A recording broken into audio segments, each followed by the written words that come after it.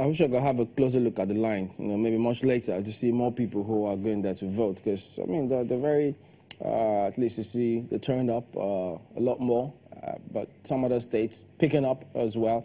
So it'll be interesting to see what happens. It's obviously quite populous, the polling unit. There's so many people there.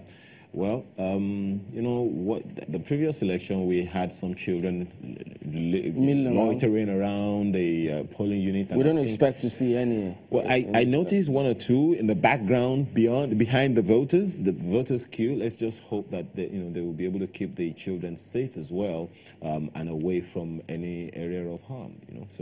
But and let's not have anybody who is not of voting age to be on the line. No one who is of voting age should be on the queue. And if anyone is, on the queue who is not of voting age, expectedly the security officials and INEC will be able to do the needful. All right, let's get back to Abuja. We'll still have Mr. Festus Okoye and Clement Nwako, convener of the Situation Room. So, Mr. Nwako, if we could get back to you, you were going to talk about the document that you had published. So, could you shed some light on the documents now? Well, it's the threshold for the 2019 elections that we had developed, and we physically visited the Inspector General of Police and gave him this document. We shared this with the Electoral Commission. We shared this with various stakeholders about the elections. And in this document, we had outlined what will constitute the threshold for credible elections.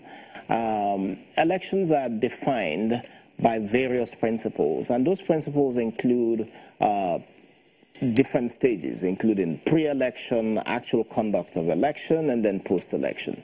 And in identifying the issues, we had said that there were rules for the stakeholders, for the independent electoral commission that manages the elections directly, for the security services, and for all other stakeholders in the electoral process. And in stating what we stated, it was coming from several months of discussions with some of these agencies.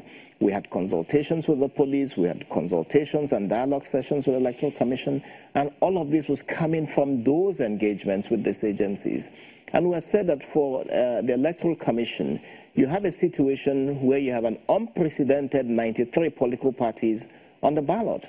It means that for you to have a particular election, you must ensure that, first of all, you have the number of candidates only appear on the ballot paper who have filed nominations or whose nominations have been filed. You also have thresholds with regard to collection of PVCs, what happens to uncollected PVCs. You have thresholds regarding the guidelines for the Electoral Commission and implementation of that. And when you look at the Electoral Commission particularly, you look at the guidelines that INEC itself had defined. Don't forget that we had the regular consultations, INEC organized consultations regarding its guidelines. And we said the guidelines are very clear. For instance, on voting day, you of course have to ensure that, as you indicate, polling starts on a particular day.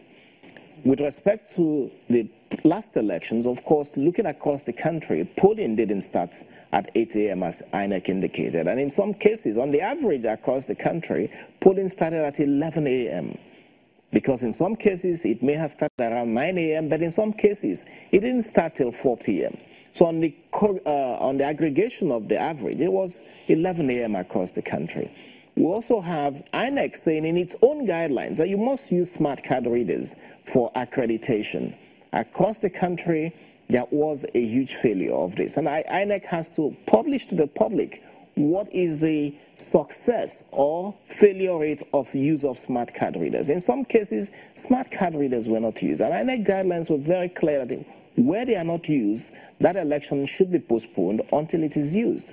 So we have to do an audit of what happened with the last elections. And we are hoping that with this election, this rule will again be strictly implemented. But going past INEC, the security agencies, very clear. We had in this threshold document a statement saying that the security services must ensure that they are non-partisan, they do not side any of the candidates. We also asked the president, the service chiefs to make a commitment that they will respect the provisions of the law. And the provisions of the law are very clear. Section 29, subsection 3 of the Electoral Act is very clear.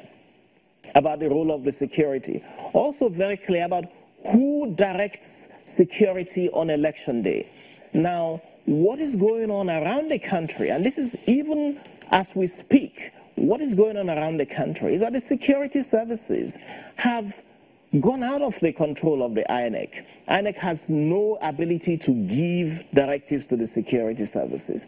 The army, the military, and that's very, very worrying for this country. We went through 13 years of brutal military dictatorship, and we are at the point today where, for the first time since 1999, the army is playing such an incredibly direct role in our elections. Even when General Abdul Salami Abubakar conducted elections as head of state in 1999, we did not have the military used in the way it is being used today. This is destroying our democracy. This is not the democracy that we saw when we went to vote in 2015 or in 2011. I have no idea how we have come to this impasse that, as happened in Anambra State in the last presidential elections, the REC was abducted for some time. Election officials are being abducted. Security services are refusing to carry out directives from the Electoral Commission to help accompany materials to location.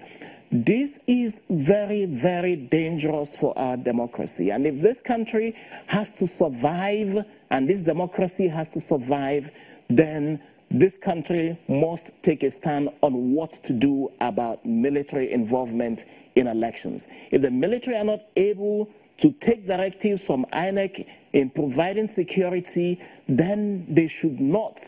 The law should be amended to ensure that they are immediately and automatically removed from involvement in any way with elections. There are issues of security around the response to this.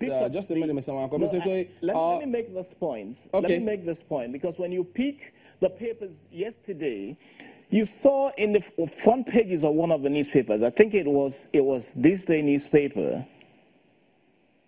I think it was This Day newspaper. You saw a headline that says Air Force to declare deploy fighter jets, helicopter, gunboats, surface to air missiles. For what? For an election in this country? What is going on? Why are we in this state? Why are we in a state of siege? It's unacceptable. And when voting should start, I know that, yes, you say that some improvements have been made, but what's your response to that? In addition to the fact that we understand that this morning in Uzi Primary School, voting center in Owerri Municipality, no voting material, no ad hoc staff in sight as at 8:25 a.m. today. So we thought that lessons have been learned, but at the moment, it appears as though we still have some gaps here and there.